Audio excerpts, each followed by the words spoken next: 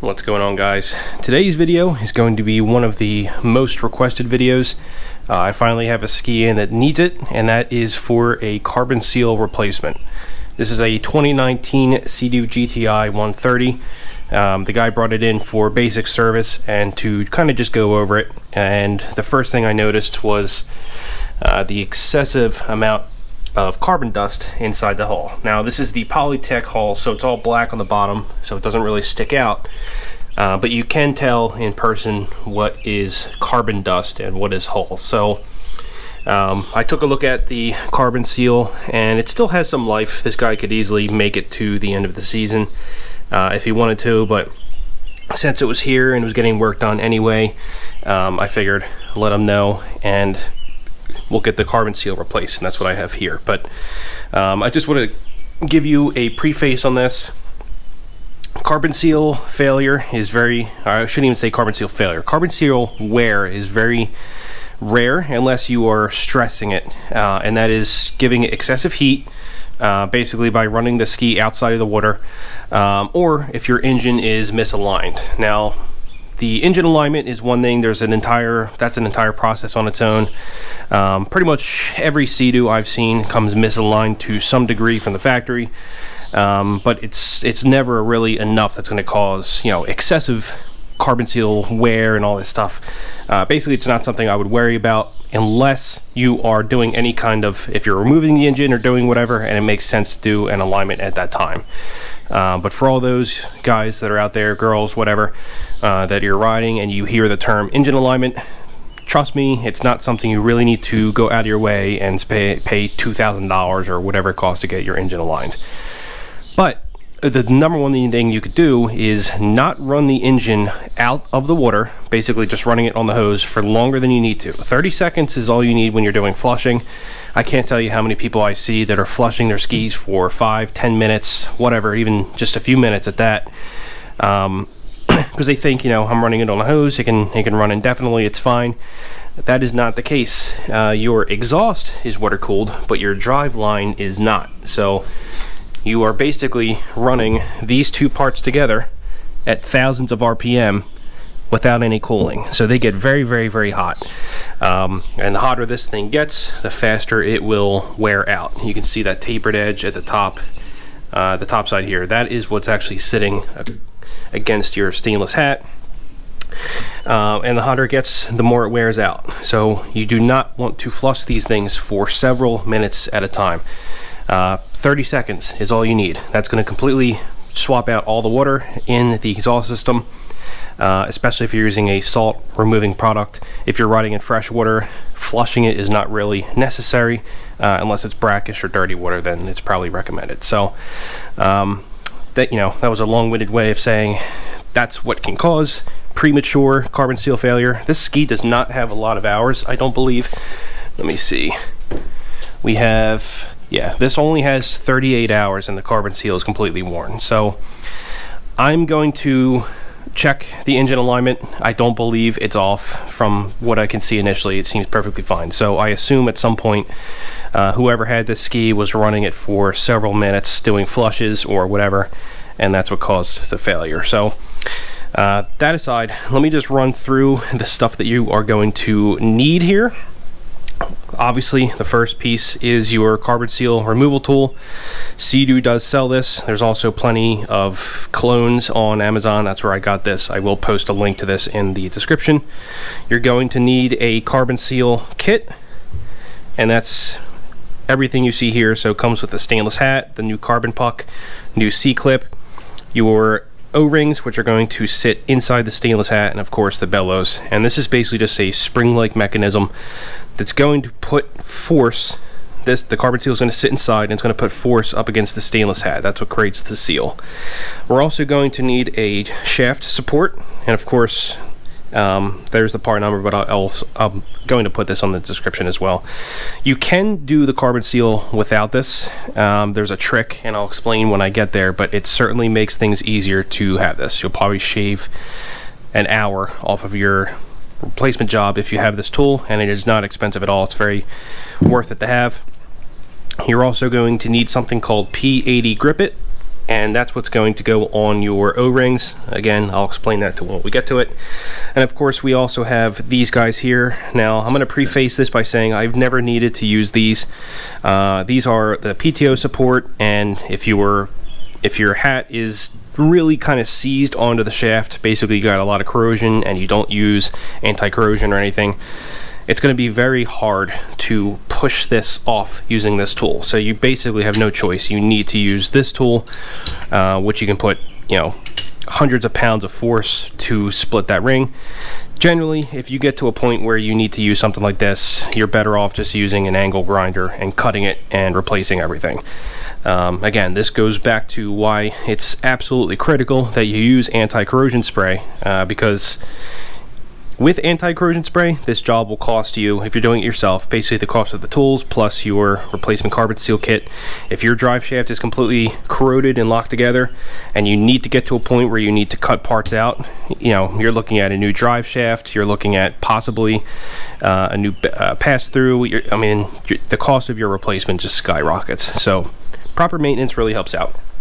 So that's pretty much it here. Now, it's definitely recommended to angle your trailer forward. And what I'm going to do here is I'm essentially just going to, I have my dolly on here, I'm going to remove that and I'm going to take the stand and just lay it down. That way the ski drops forward.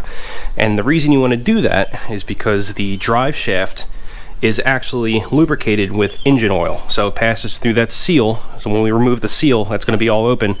And if the ski's flat or even leaning back a little bit, all that oil is just going to come out. It's not much because it's kind of above the oil line, but oil will come out. So if you lean the ski forward like so, you'll keep that oil in. This does have fresh oil in it, so we don't have to worry about spilling all of that stuff. Other than that, that's pretty much it for prefacing it. I don't really want to put the kit description or the kit number for the carbon seal in the description because that will change based on any revisions they have, plus different models and different years have different parts. But I will tell you where you can find which kit you need to buy. So we'll get to that when we do. But the first thing we need to do is remove the IBR and the jet pump and everything, because we need to get the jet pump off in order to get to the drive shaft so we can put our shaft support in here. And basically the reason we need to use this is because the drive shaft isn't actually held in place to go, prevented to go back and forth. There's an inch or two on the front and back which allows that shaft to move. So when we use our tool to, we have the carbon seal or the stainless hat that's sitting in there like this. When we push this back, all it's going to do is push the entire drive shaft back. So we need to have something in place to prevent that shaft from moving, and that's what this is going to do. This will bottom out so the drive shaft can't go back, it can't move anymore, and that way we can use our release tool to push the hat. We can get the C-clip out, and then the whole shaft will be able to be removed. That way we can, do the carbon seal and all that stuff. So it's a very long intro, but I know if you don't understand why certain things are being done, it just gets confusing as we're going along. So I'm going to go ahead and start to remove the jet pump. I'm not going to go in too much detail here, just because jet pumps, again, they're different every single year, unless you're on a one of the newer ones. I forget what generation IBR we are on. This has been pretty standard, but this is the previous gen. It's a little bit different. There's plenty of videos out there for removing jet pumps. I'm just going to kind of go over the basics on this. But the first thing we need to do is put this in IBR override mode so that we can get to the bolts in order to remove this. With IBR override done, I just put IBR override, put the bucket all the way down. Now we get access to the 13mm bolt, which actually is not even threaded in all the way, so that could have been a disaster. So I'm going to unthread the 13mm that's holding the bucket in place, and then I'll be able to move that and get access to all of the other bolts. 13mm IBR bolt is out. I also took out the steering, which is just a 10mm.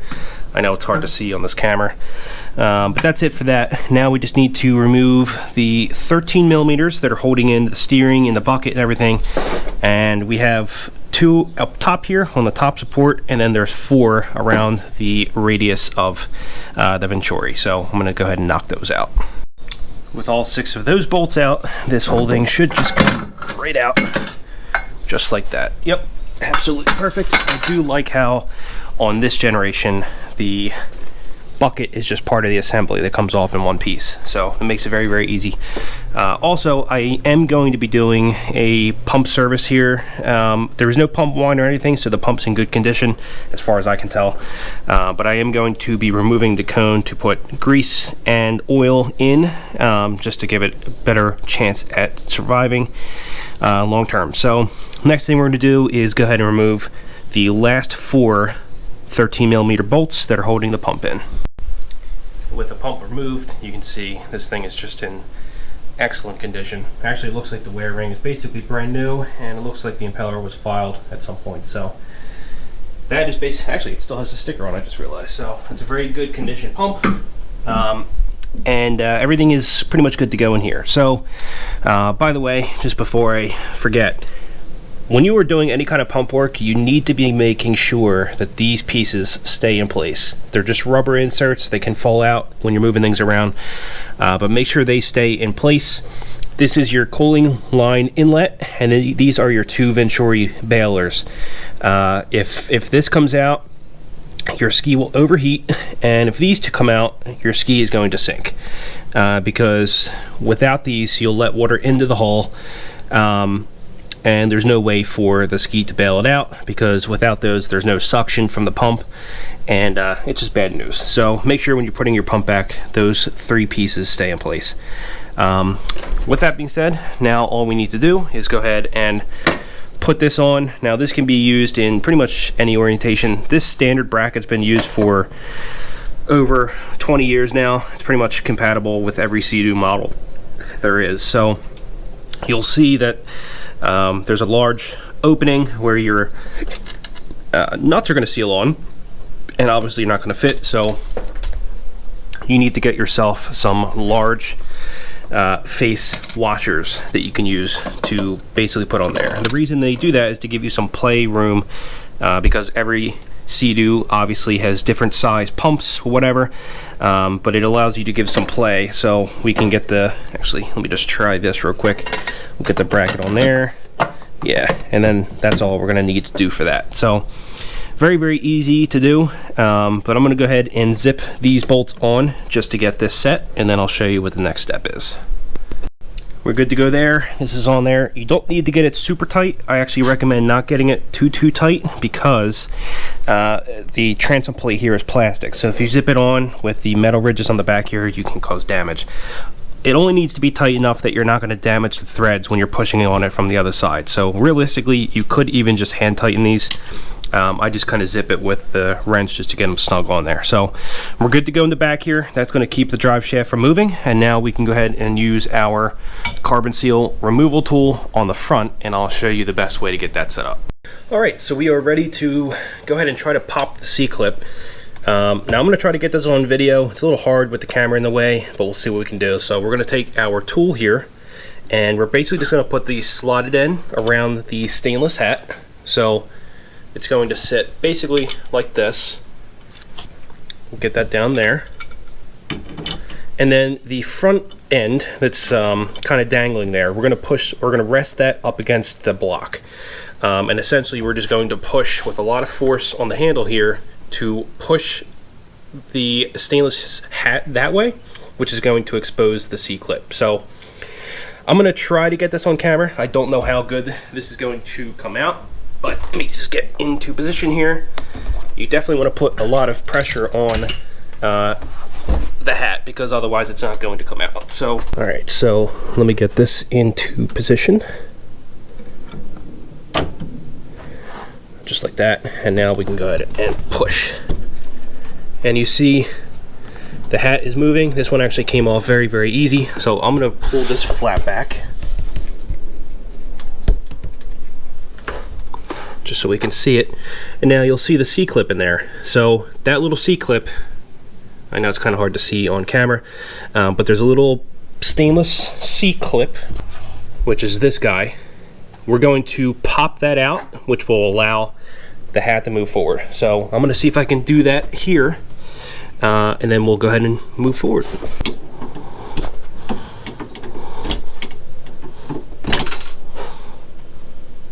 Okay, C-clip is off. Now we can just let this move forward, just like that. And now that stainless hat is free to move, and we can go ahead, remove the tool in the back, and the drive shaft should just come right out. So we're just gonna go ahead and remove these two 13s, pull the bracket off. The drive shaft may kind of get stuck when it passes through here, because there's a few grooves. If the O-rings are a little bit dry, they may get stuck. So we may just have to kind of yank on the drive shaft to get it out. But we will go ahead and get that done. All right, let's go ahead and pull on this, and we're probably gonna hear that stainless hat fall into the hole on the inside.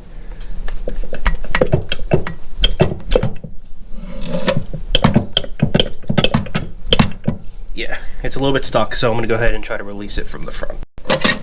And there we go, drive shaft is out.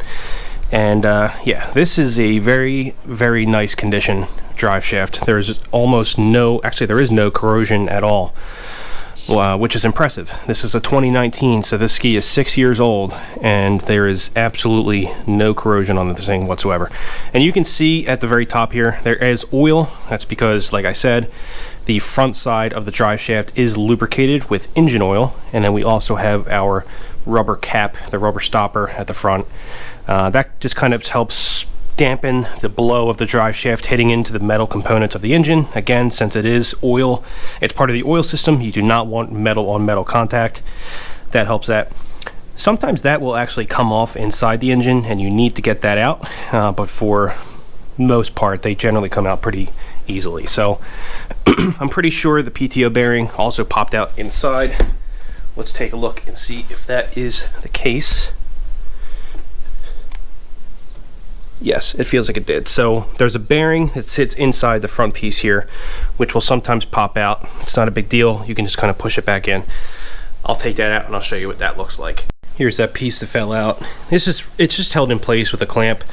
So when we put the new pieces in and we slide the shaft in, I will just kind of push this back into the PTO and we'll be good to go. The newer ones look a little bit different, but sometimes they pop out, sometimes they don't. So here's our old stainless hat, and you can see this isn't actually in bad condition at all. The scoring is very minimal. You can see there is temperature marks there, so it did get hot at some point. But the old seal is still attached. All we need to do is remove this rear facing hose clamp. Let me get the light back on here. The rear hose clamp, we don't need to remove the one where the carbon seal is in the front, because that's not holding anything in place. So just this rear one, and then the carbon seal bellows will pop right off. That clamp is loose, so we can go ahead and pop this out. Of course, the light fell. Why would it stay? And just like that. There we go. And that is our carbon seal. So it doesn't look too bad, but it's definitely worn uneven. I don't know if you can see it on camera. So I'm gonna prep the new one, and you can see the new one actually has the updated bellows as well. So I'll get this set up and I'll show you what we need to do.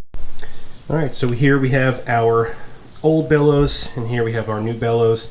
Not all skis have this yellow piece, I don't know what you want to call this, but this ski does, the 2019 does. So I just pulled this out from the old one and pulled it over to here. Next thing we need to do is go ahead and move over the hose clamps. They're going to be from this side. We're going to move them over to this one.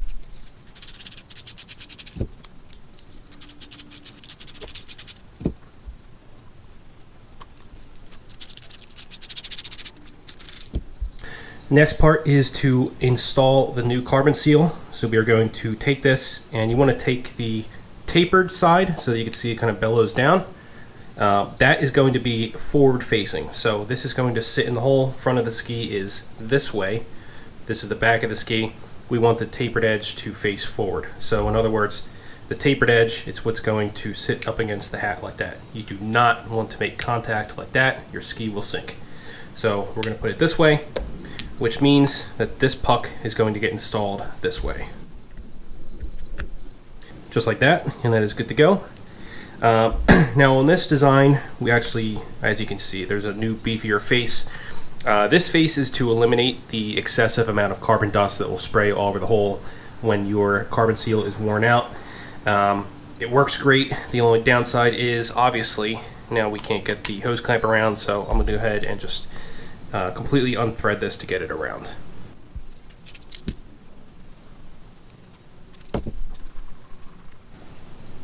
And this we can fully tighten down. You don't want to go too much that you're going to strip the hose clamp, but you want to get it tight enough that that is not going to move around in there.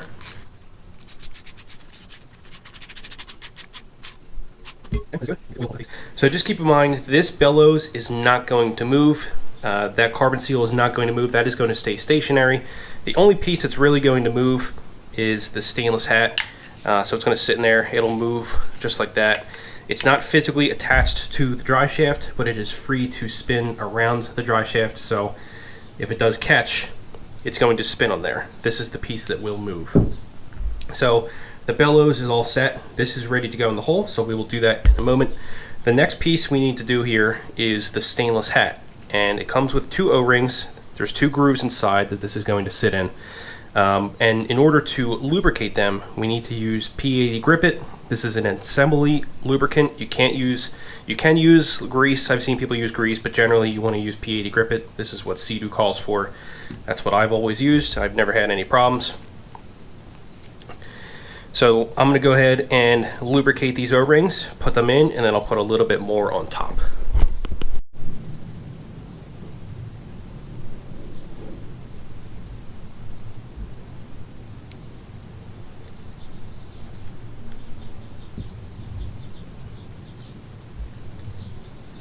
Okay, with those installed, we can go ahead and just clean off the face here. We want this to be nice dry contact. There shouldn't be any grease or oil or anything on there. And that's good to go. Alright, now we can go ahead and take our replaced bellows and carbon seal. We're going to bring this into the hole, and we'll go ahead and get this attached. Now, generally you want to attach this so that this opening is facing upwards. That's your kind of inspection port, so you can quickly look into the hole and see how much material you have left on your carbon seal. So that's exactly what I'm going to do. I'm going to face this, install just like this with that inspection port facing upward.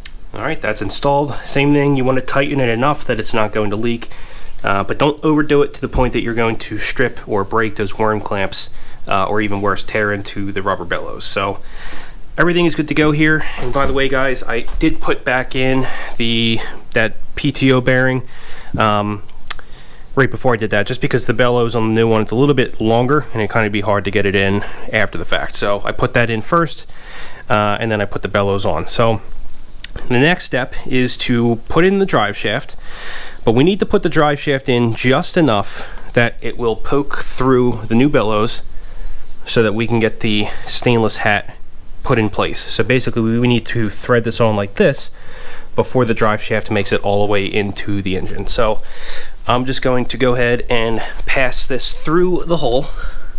You can actually see the carbon seal up there, just like that. And I'm going to sit that there. And now we can go ahead and hopefully see the drive shaft. Yes, I see the drive shaft. So I'm going to do this part off camera just because it's a little hard to see. But basically, get the drive shaft up to a point, slide your stainless hat onto it, and then we can push the drive shaft all the way forward. Alright, I know it's difficult to see, and I apologize, but trust me, it makes more sense when you see it in person. So the drive shaft is through, so what I'm going to do is go ahead and push the drive shaft forward as much as I can. Now remember, it's splined, so you may have to kind of turn it a little bit to find where it wants to spline into the engine. And then once we get all the way forward, I'm going to go ahead and put on our bracket again, because remember, we need to be able to put that C-clip back on. So we're basically doing the opposite of the removal.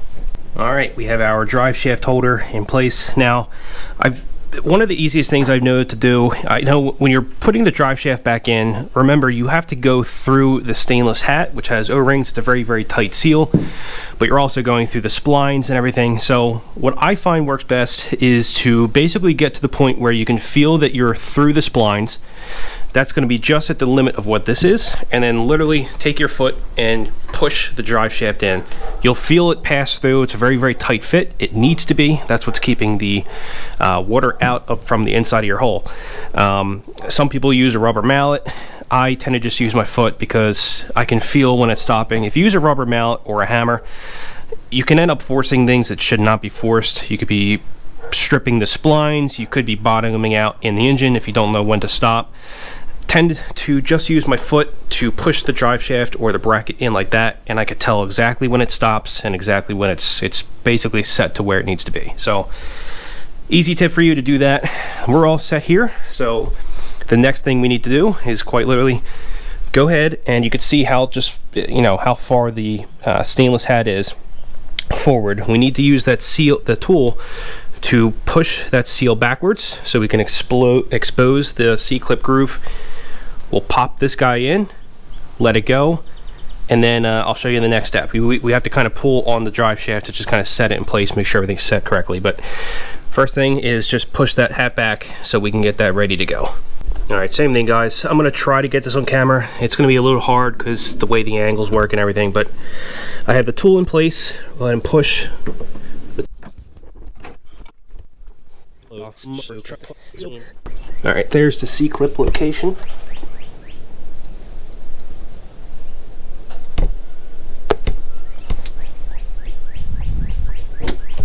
Got it. That's on, so I can go ahead and pull this tool out. All right, so we are all set up here. Put that flap down. Now what we need to do is go ahead and remove that brace in the back, and we're going to pull on the drive shaft pretty hard just to set that C-clip into position. And the reason you want to pull on that drive shaft is because you can see there is a groove inside the stainless hat for that C-clip to sit.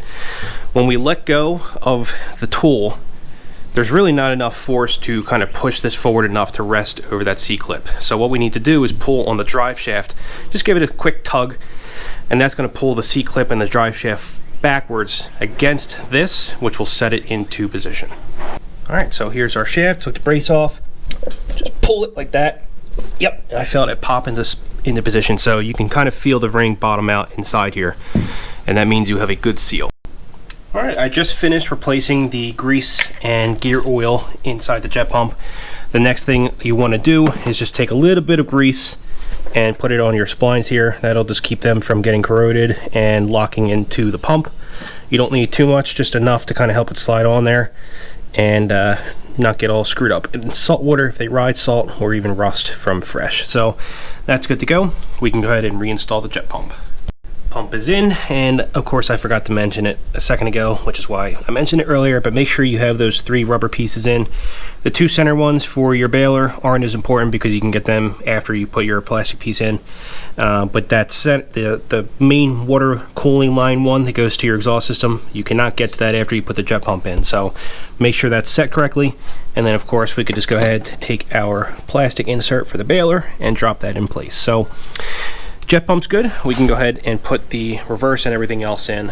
I'm gonna go ahead and knock that out real quick. Reverse and Venturi system, they're all in. Next, I'm just gonna head and put on our steering. That's just, it's easier to do with the bucket still not attached to the reverse mechanism because you can easily get to those bolts. So I'll knock that out and then we'll get this in. And that's it.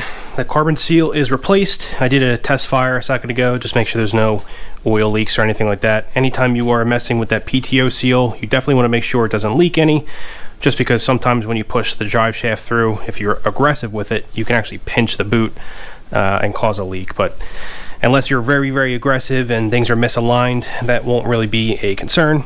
So obviously the next test would be to take it out on the water, and honestly you could just keep it on the trailer, back it down the ramp and run the engine. If you don't see any water coming through the carbon seal on the inside, then you're good to go.